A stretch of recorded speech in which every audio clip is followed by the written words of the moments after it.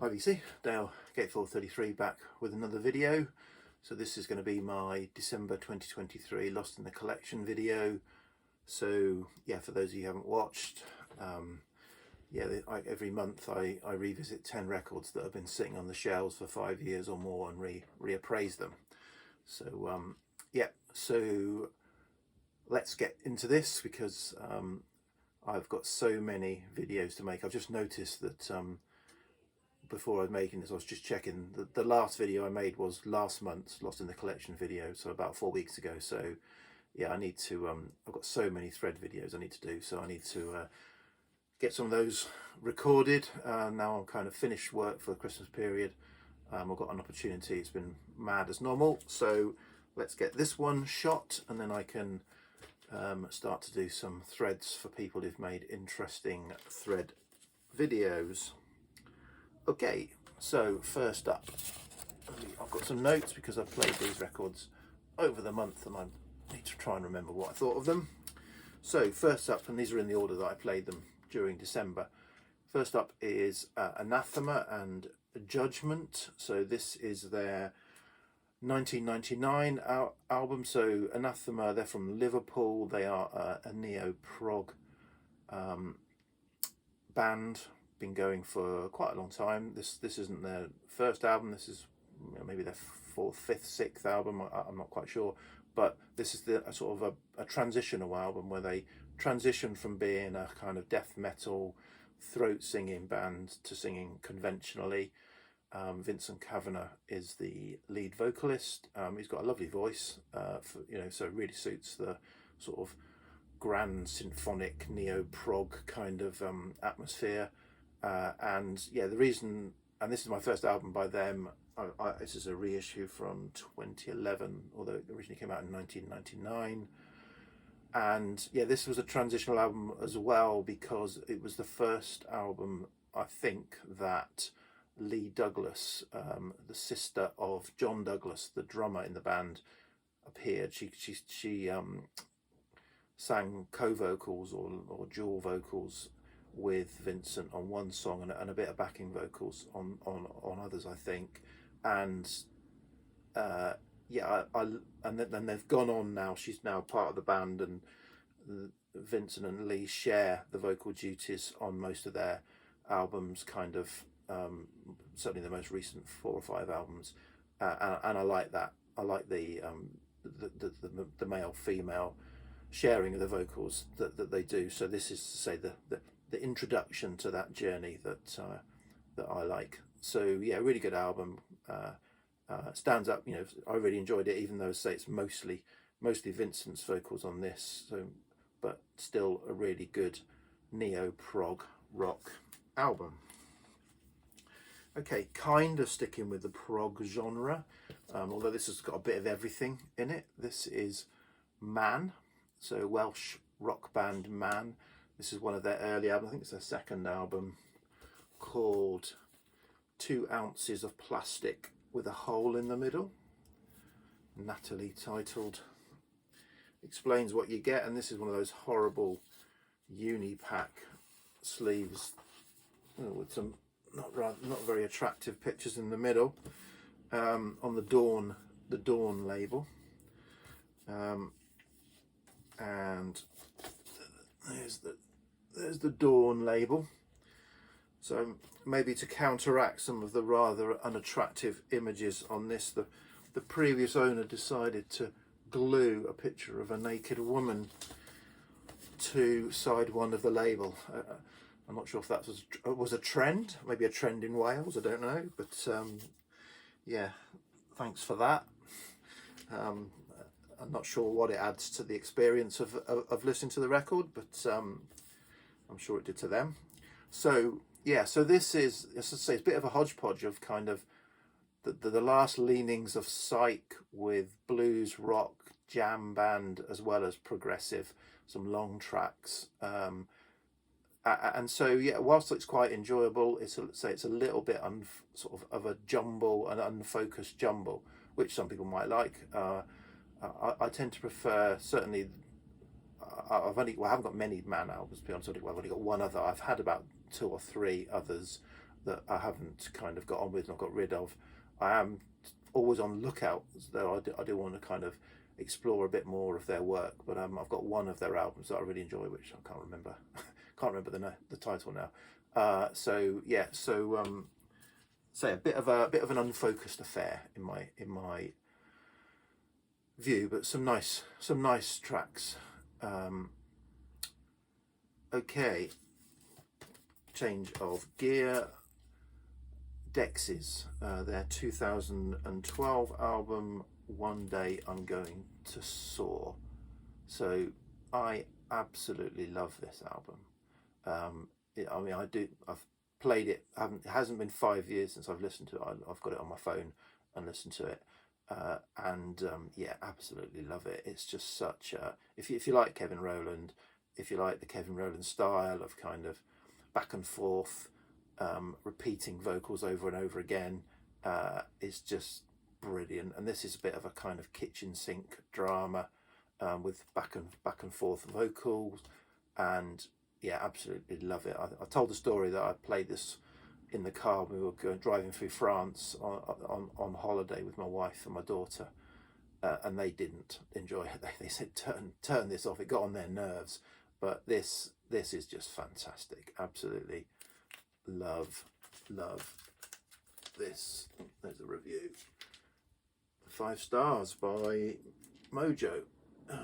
It's yeah, great album.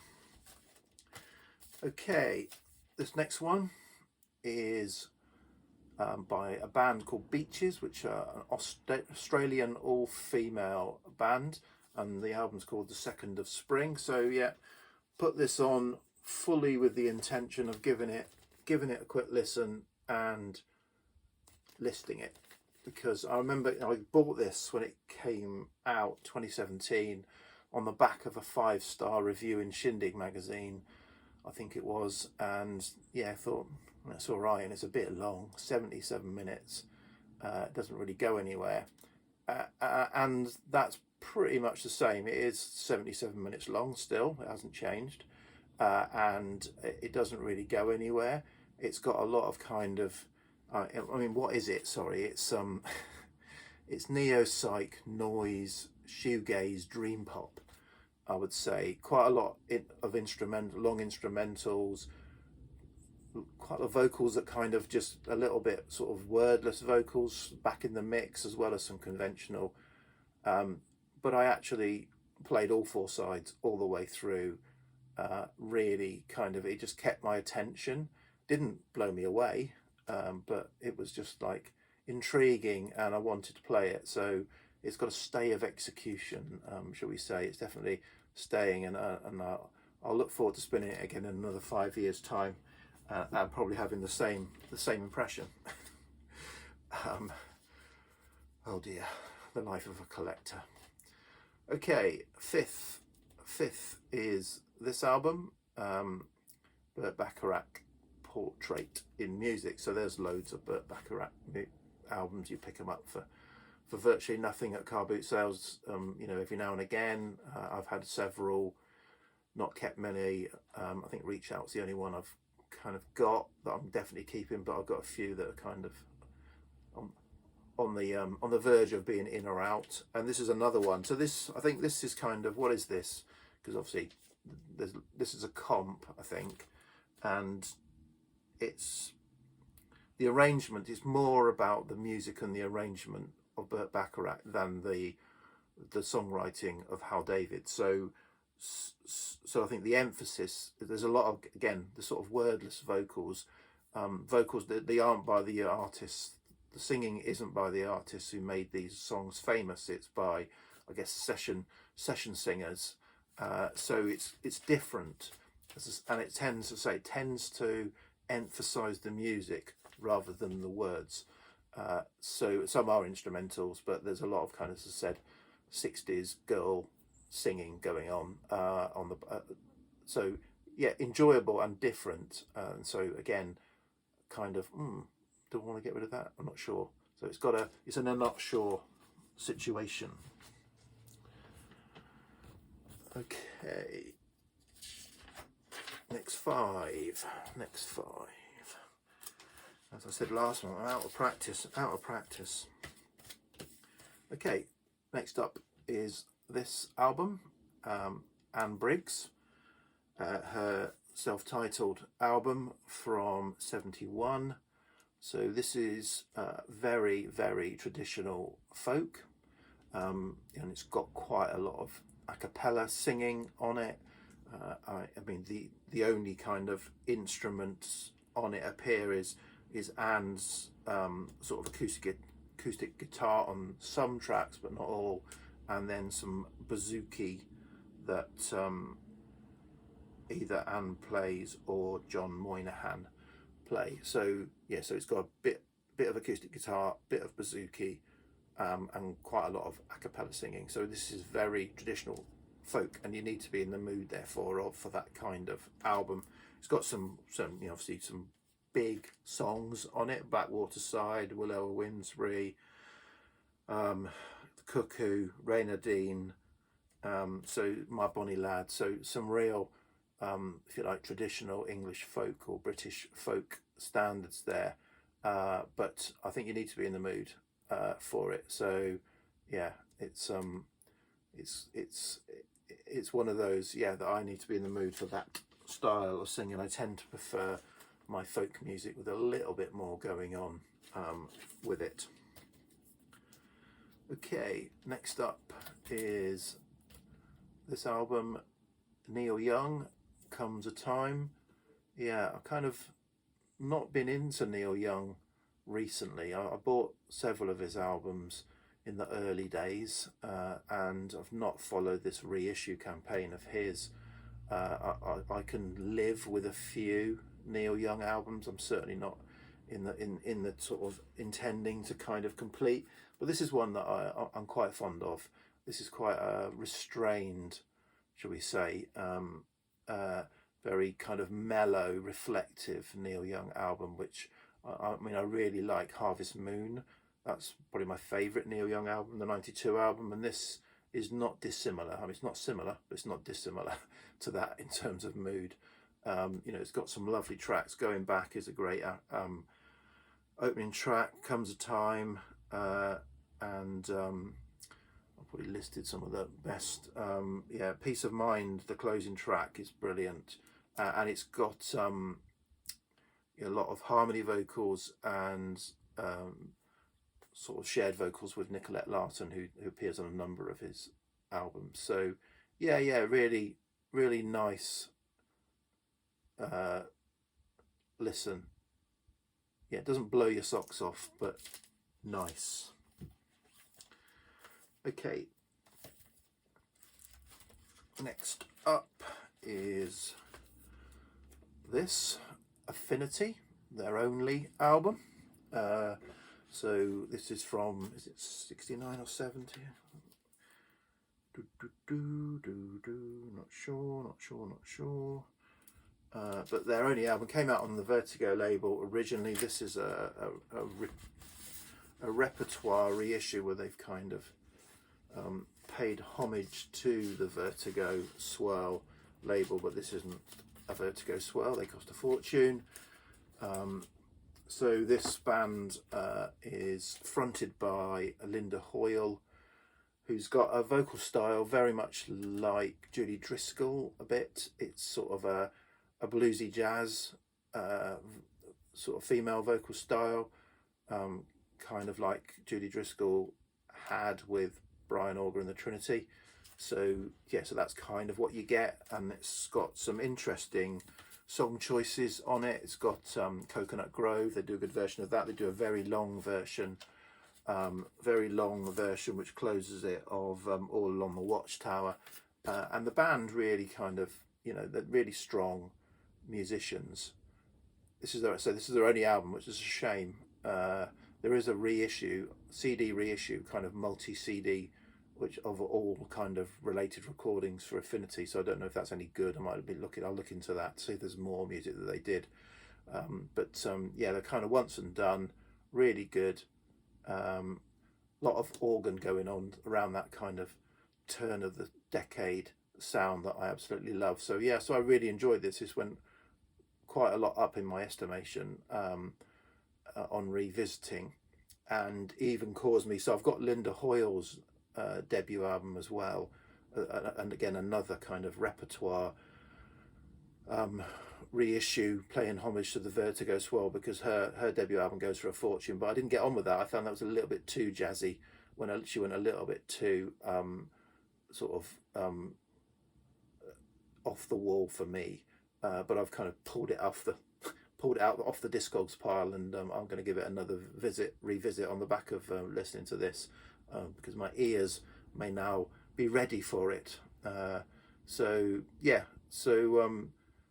really good album. What I will say probably is that the kind of All Along the Watchtower probably goes on a little bit too long. It's really good. It's a really good jam, but I think they could have shortened it from about, I think it's about 11 or 12 minutes. If they shortened it down to 5 or 6 and put another song or two on, that probably would have made this a really, really, really strong album. Okay.